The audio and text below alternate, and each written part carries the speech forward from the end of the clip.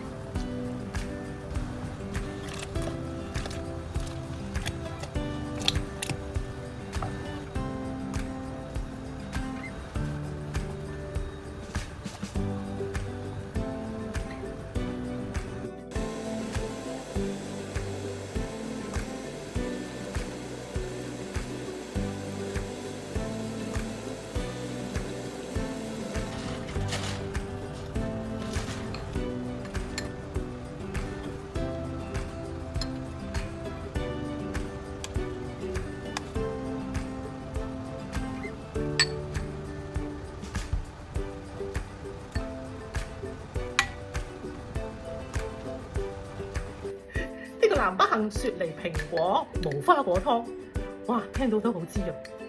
咁無論你喺乾燥嘅澳洲，又或者係一個秋天嘅香港都好啦，我哋都需要潤下肺啦，舒緩下喉嚨啦。呢個湯非常非常之適合而家屋企